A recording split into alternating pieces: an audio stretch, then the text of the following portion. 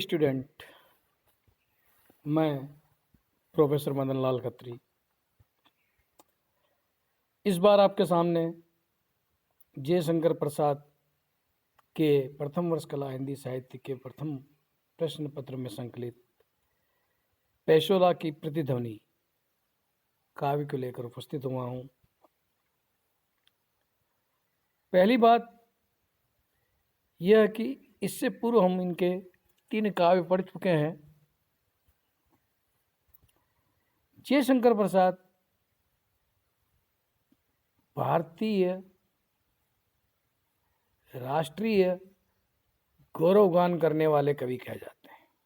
भारत का गौरवगान, प्राचीन परंपरा का, पौराणिक परंपरा का, ब्राह्मण ग्रंथों की परंपरा का ये गौरवगान करते हैं। इनके नाटक लो, या तो भारतीय इतिहास से होंगे या किसी पौराणिक मिथ से होंगे। तो ये युवाओं में हताशा की भावना को निकालकर, पुराने गौरव की याद दिलाकर उनको अपने आप पर गर्वित होने का संदेशा देते रहे हैं। यहाँ भी पेशोला की प्रतिध्वनि में भी इसी तरह की बात इन्होंने रखी है। मैं एक विशेष बात बता दूं कि हम लोग जो हैं यहाँ, ये मेवाड़ उदयपुर संभाग के हैं और पेशोला और कुछ नहीं, पिछोला झील है जो उदयपुर में आई हुई है। इस पिछोला झील को ही लक्ष्य करके उन्होंने महाराणा प्रताप का उदाहरण दिया है और महाराणा प्रताप के उदाहरण से वे फिर से स्वतंत्रता की चिंगारी जलाना चाहते हैं।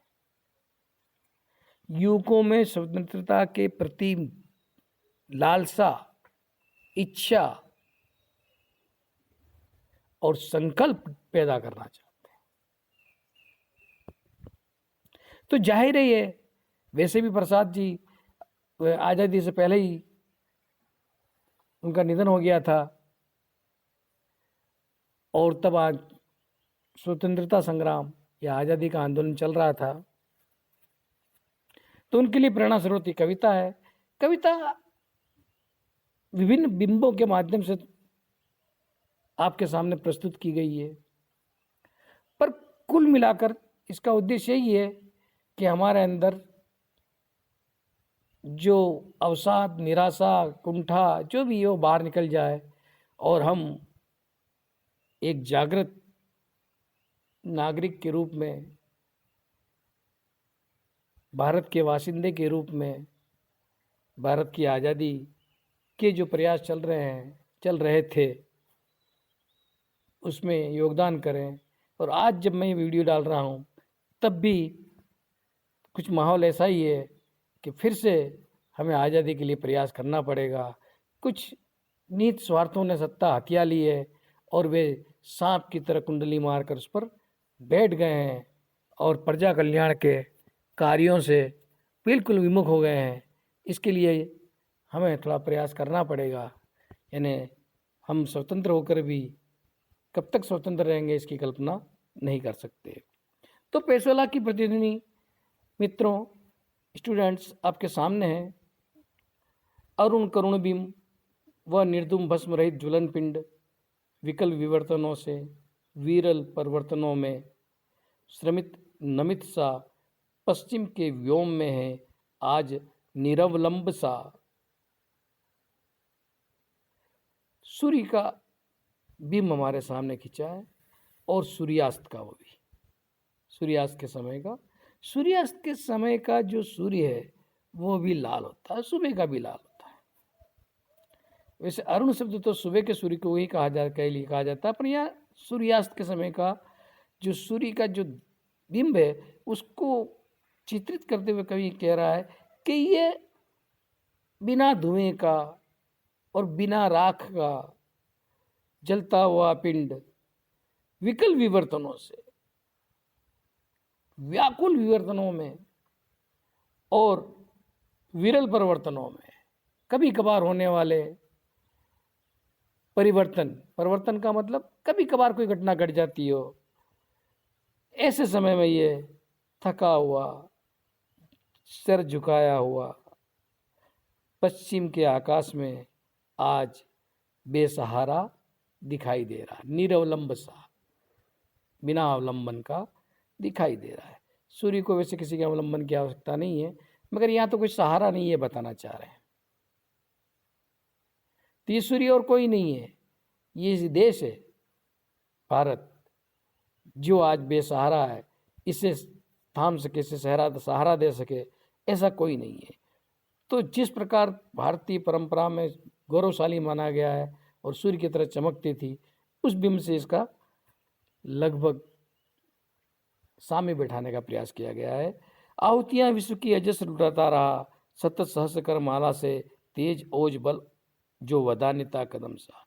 अपनी सहस्र करमाला से, हजारों किरणों से ये विश्व को आहुतियां अजस्र, निरंतर, अजस्त्र नहीं है, अजस्त्र नहीं है, अजस्र है, तो निरंतर, जिसका मतलब निरंतर वो आहुतियां लुटाता रहा। और किसकी तरह लुटाता रहा? तेज ओज बल, ये लुटाता रहा, तेज ओज और बल देता रहा विश्व को, जो वदान्यता कदम सा, जो कदम का जो वृक्ष, कल्प वृक्ष है, उसकी तरह ये सारे विश्व को तेज ओज और बल अपनी किरणों से लुटाता रहा। वास्तव में ऊर्जा का जो मूल स्रोत है वो सूर्य है। और प्रकृति में जितने भी परिवर्तन देखते हो, हमारी फसलें हैं, पेड़ पौधे, हम हैं, वर्षा, पानी, हवा, ये सब सूर्य के प्रकाश पर निर्भर है। विज्ञान वाले, जिसने विज्ञान ध्यान से पढ़ा हो 10वीं 12वीं तक, वे जानते होंगे इस चीज़ को कि सूर्य का जो होना प्रकृति में हमारे लिए कितना महत्वपूर्ण है। पेशोला की उर्मियाँ है शांत घनी छाया में, तरु है चित्रित तरल छत्र सारी में। पेशोला की जो उर्मियाँ, लहरें शांत है, उर्मी हृदय में उठने वाले भाव। तब तालाब में तो क्या भाव उठेंगे, लहरें ही हैं। और घनी छाया में, घनी छाया जो किसकी छाया है? वृक्षों की घनी छाया है, उसी में तरल चित्रसारी में द्रवित रंगशाला, चित्रसारी रंगशाला को कहते हैं। रंगशाला में क्या है कि वे वृक्ष चित्रित से दिखाई देते हैं। तट तरु किनारे पे खड़े हुए वृक्ष चित्र से दिखाई देते हैं। पानी में मुझे उनका प्रतिबिंब दिखता है, उसको कभी ये कहना चाहता है मानो किसी ने चित्र बना दिया। चित्रसारी रंगशाला, चित्रसारी का मतलब रंगशाला हुआ। चौपड़े खड़े हैं बने शिल्प विषाद के, दग्ध अवसाद से, दग्ध अवसाद से दग्ध जले हुए, आसपास बने हुए झोपड़े विषाद के शिल्प की तरह पेशोला के आसपास खड़े हैं। दूसरे जलद खंड भटक पड़े हों जैसे विजन अनंत में, और धूल भरे बादलों के मानो टुकड़े हैं, वो किसी ने झटक दिए हों विजन अनंत में। विजन निर्जन अंतरिक्ष में, अनंत को अंतरिक्ष कहेंगे, आकाश में क्या कर दिया, मानो किसी ने झटक दिए हों। कुछ झटकते हैं तो वो उड़ता है ना, इस तरह बादलों के जगह जगह टुकड़े हैं। मतलब बारिश के बाद का मौसम में छोटे छोटे बादल, सफ़ेद सफ़ेद बादल कहीं इधर उधर घूमते रहते हैं। छोटे नहीं, सफ़ेद भी नहीं हो तो भी छोटे छोटे बादल की बात हो रही है। काली माँ बिखरती है संध्या के कलंक सी, धुंधुबी मृदंग तुरी शांत है। और संध्या के कलंक के समान चारों तरफ गहन अंधकार है। धुंधुबी मृदंग तुरी, ये जो वीरता के प्रतीक थे और जिनके बजने पर युद्ध और शौर्य के और पराक्रम के जो किस्से बनते थे, मतलब युद्ध भूमि में जिस तरह से होता था, इनके बजने के बाद ही होता था, वे आज क्या है, स्तब्ध है, चुपचाप है और मौन है। स्तब्ध हो गए, मतलब एकदम पोचक के रह जान और मौन बैठे।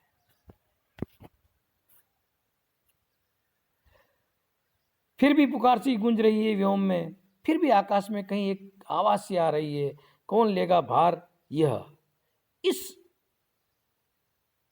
कार्य के भार को, इस काम को अपने कंधे पर, अपने सर पर कौन उठाएगा? किस काम को? आगे आ रहा है, कौन विचलेगा नहीं, कौन विचलित नहीं हो पाए होगा इस काम की परेशानी से, बोझ से, इसमें काम में पड़ने वाली बाधाओं से कौन विचलित नहीं होगा? दुर्बलता सस्ती मांस की ठोक कर लोहे से परख कर वज्र से प्रलयोल का खंड के निकष पर कसकर चूर्ण अस्थि पुंसा अट्ठास सा हंसेगा अट्ठास कौन?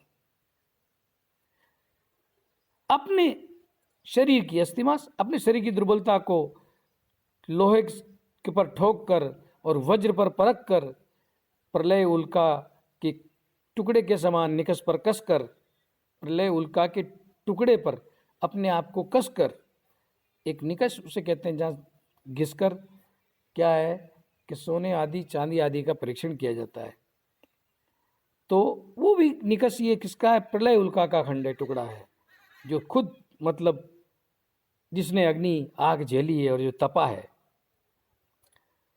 कसकर चूर्ण अस्थिपुंज सा हंसेगा अट्ठास कौन? चूर्ण अस्थिपुंज सा मतलब थक कर चूर हुआ, अपने प्रयासों से थक कर चूर हुआ, उसकी हड्डियां तक क्या करने लग गई? चूर चूर हो गई, मतलब नष्ट नहीं हो गई, थकान के मारे चूर चूर हो गई। और ऐसे में कौन अट्टहास करेगा? कौन मतलब हंसेगा? अट्टहास करना मतलब खुलकर हंसेगा और भारत को मतलब गुलामी से मुक्त कराने की ओर आगे बढ़ेगा। साधना पिशाचों की बिखर चूर चूर होकर धूली सी उड़ेगी किस दृप्त फुत्कार से? पिशाचों की साधना जो है वह ऐसा कौन सा नाग है, मतलब ऐसा कौन सा नाग बनकर आएगा जिसकी तृप्त गर्वीली फुत्कार से क्या होगी? नर पिशाचों की साधना जो है वह चूर चूर होकर बिखर जाएगी। मतलब गुलामी की जो षड्यंत्र हमारे पर किए जा रहे हैं, आज ठीक उसी स्थिति में देश खड़ा है। आज भी हमारे पास कई षड्यंत्र से हमें गुलामी में फिर से धकेला जा रहा है। आज़ादी के जो हमने फल चखे थे वो धीरे धीरे हमारे से छीन लिए जा रहे हैं। सारी चीज़ें उसी बात करेंगे। ऐसा कौन है, कौन फुपकारेगा जिससे ये क्या डर जाएंगे? देश के साथ, देश पर अत्याचार करने वाले, देश के साथ गद्दारी करने वाले, देश का भला न चाहने वाले, कौन लेगा भार? ये बोझ, ये भार अपने कंधों पर कौन उठाएगा? भार का मतलब भारी लेते हैं, और भार कौन सा? देश को स्वतंत्र कराने वाला, गुलामी से आजादी कराने वाला भार। जीवित है कौन? यहाँ कौन जीवित है? मतलब किसके अंदर, दिल के अंदर मतलब वो भावना है, किसके हृदय में वो जोश है, उसे जीवित मान रहा कवि। बाकी कहने को तो जीवित सभी हम, लेकिन मरे हुए समान। सांस चलती है किसकी, कहता है कौन ऊंची छाती कर मैं हूं? किसकी सांसें चल रही हैं, किसमें मतलब चेतनता है? और कौन छाती ऊंची कर कह रहा है कि मैं हूं मेवाड़ में, मैं इस मेवाड़ में मैं हूं, जो देश की स्वतंत्रता का क्या करूंगा? कर्णधार बनूंगा, उसके भार को अपने कंधे पर लूंगा।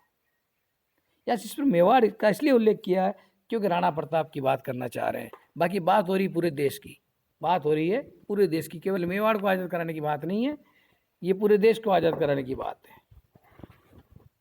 पर चूंकि हमारे इतिहास में दो किरदार है, एक शिवाजी और दूसरे महाराणा प्रताप, जिन्होंने किसी की अधीनता स्वीकार नहीं की। हालांकि वो छोटे छोटे राज्य थे, एक भारत देश का प्रतिनिधि नहीं था, लेकिन फिर भी गुलामी मतलब स्वतंत्रता से, अधीनता से वे हमेशा दूर रहे और स्वतंत्र रहना चाहे। तो स्वतंत्र रहने के मामले में हम इनका उल्लेख कर सकते हैं। अरावली सुरंग सा समुन्नत सिर किसका, बोलो कोई बोलो, अरे क्या तुम समृत हो? अरावली की चोटियों जैसा सुरंग शिखरों जैसा किसका ऊंचा सिर है? कौन अपना मस्तक ऊंचा कर रहा है? अरे बोलो, कोई तो बोलो, क्या तुम तो मर गए हो? भारतवासियों को, भारतीय युवकों को कवि कह रहा है, कवि की अपनी वाणी है, क्या तुम सब मर गए हो? तुम में प्राण नहीं है? आहा इस खेवा की कौन थामता है पतवार से अंधड़ में, अंधकार पारावार गहन नीति सा उमड़ रहा है ज्योति रेखाएं। आहा, अरे इस खेवा की मतलब इस नाव की पतवार को, इस देश की जो नौका रूपी पतवार है, इसको कौन थामता है? क्योंकि पारावार अंधकार का समुद्र, पारावार समुद्र को कहते हैं लगभग, गहन नीति सा ज्योति रेखाहीन होकर उमड़ रहा है। चारों तरफ से गुलामी का अंधकार हमारे तरफ उमड़ रहा है, और कौन ऐसे में इस देश की नौका की सुकान संभालेगा। क्षुब्ध हो खींच ले चला है, क्षुब्ध होकर खींच ले चला है काल धीवर अनंत में। काल धीवर, काल रूपी जो भंवर है, हमें अनंत में एक ऐसी अनंत लोक की तरफ खींचे लिए जाता है। सांस सफरी सी अटकी है किसी आशा में, लेकिन फिर भी सांसें सफरी मछली को कहते हैं, मछली के समान किसी आशा में अटकी है। भंवर में मछलियाँ कम पसती निकल जाती हैं, कोई न कोई आशा होती है। और भंवर में तो जो भी आता वो एक बार इर्द गिर्द चक्कर काट के, जैसे जो साइक्लोन होता है चक्रवात, वो ऊपर उठाते तो भंवर नीचे की ओर गद्दा खेलता है, पानी में उठता भंवर।